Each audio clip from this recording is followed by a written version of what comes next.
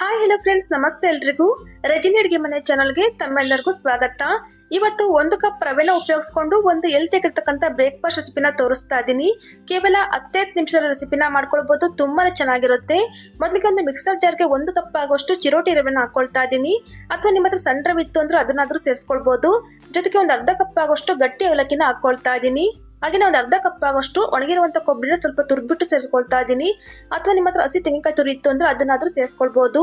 ನಂತರ ಇದಕ್ಕೆ 1 table spoon ಆಗೋಷ್ಟು ಸಕ್ಕರೆನ ಹಾಕೊಳ್ತಾ ಇದ್ದೀನಿ. ಸಕ್ಕರೆನ ಹಾಕೊಳ್ಳೋದ್ರಿಂದ ಕಲರ್ ತುಂಬಾನೇ ಚೆನ್ನಾಗಿ ಬರುತ್ತೆ. ನಂತರ ಇದಕ್ಕೆ ರುಚಿಗೆ ತಕ್ಕಷ್ಟು ಉಪ್ಪನ್ನು ಹಾಕೊಳ್ತಾ ಇದ್ದೀನಿ. ಹಾಗೆ 1 ಕಪ್ ಆಗೋಷ್ಟು ಮೊಸರನ್ನು ಕೂಡ ಸೇರಿಸ್ಕೊಳ್ತಾ ಇದ್ದೀನಿ.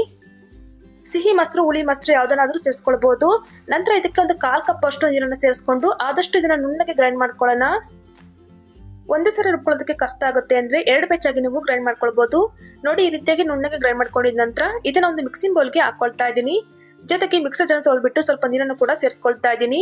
ತುಂಬಾ ತೆಳುವಾಗಿ ಮಾಡ್ಕೊಳ್ಳೋದಕ್ಕೆ ಹೋಗ್ಬಾರ್ದು, ಹಾಗಂತ ಗಟ್ಟಿಗೂ ಸಹ ಇರಬಾರ್ದು. ನಾವು ನಾರ್ಮಲ್ ಆಗಿ ದೋಸೆ ಮಾಡ್ಕೊಳ್ತೀವಲ್ಲ ಆ ಒಂದು ಅದಕ್ಕೆ ಹಿಟ್ಟನ್ನು ಚೆನ್ನಾಗಿ ಮಿಕ್ಸ್ ಮಾಡ್ಕೊಳ್ಬೇಕು. ಬೆಳಗಿನ ಬ್ರೇಕ್ಫಾಸ್ಟ್ ಅಂತೂ ಇನ್ಸ್ಟೆಂಟ್ ಆಗಿ ರೆಡಿ ಮಾಡ್ಕೊಳ್ಬಹುದು. ನೋಡಿ, ಈ ರೀತಿ ಚೆನ್ನಾಗಿ ಮಿಕ್ಸ್ ಮಾಡ್ಕೊಂಡಿದ ನಂತರ ಒಂದು ಲಿಡ್ ಅನ್ನ ಕ್ಲೋಸ್ ಮಾಡಿ ಒಂದು 10 ನಿಮಿಷ ಪಕ್ಕಕ್ಕೆ ಎತ್ತಿಟ್ಕೊಳ್ಳೋಣ. ಇವಾಗ ನೋಡ್ತಾ ಇರ್ಬೋದು 10 ನಿಮಿಷ ಆದ ನಂತರ ಹಿಟ್ಟು ಚೆನ್ನಾಗಿ ನೆಂದಿದೆ. ನಿಮ್ಗೆ ಟೈಮ್ ಇತ್ತು ಅಂದ್ರೆ ಒಂದು ಅರ್ಧ ಗಂಟೆನಾದ್ರೂ ಇಟ್ಕೊಳ್ಬಹುದು.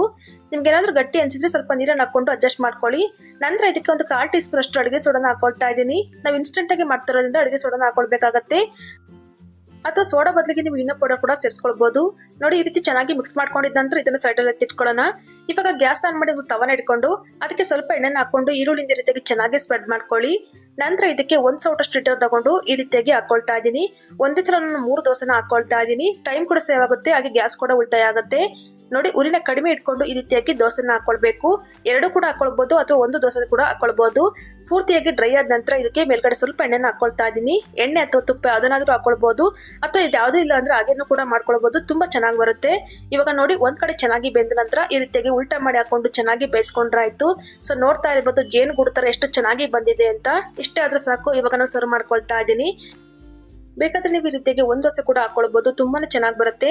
ನಾವು ಇದಕ್ಕೆ ಒಣ ಕೊಬ್ಬರಿ ಅವಲಕ್ಕಿ ಎಲ್ಲ ಹಾಕಿರೋದ್ರಿಂದ ಟೇಸ್ಟ್ ಮಾತ್ರ ತುಂಬಾನೇ ಸೂಪರ್ ಆಗಿರುತ್ತೆ. ಸೊ ನೋಡ್ತಾ ಇರ್ಬೋದು ಎಷ್ಟು ಸಾಫ್ಟ್ ಆಗಿ ಮೃದುವಾಗಿ ಬಂದಿದೆ ಅಂತ.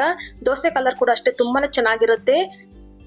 ಮಕ್ಕಳ ಲಂಚ್ ಬಾಕ್ಸ್ಗೆ ಈ ತರ ದೋಸೆನ ಮಾಡ್ಕೊಟ್ರೆ ಒಂದು ಚೂರು ಬಿಡದೆ ಪೂರ್ತಿಯಾಗಿ ಖಾಲಿ ಮಾಡ್ಕೊಂಡು ಬರ್ತಾರೆ. ಅಷ್ಟೊಂದು ಚೆನ್ನಾಗಿರುತ್ತೆ.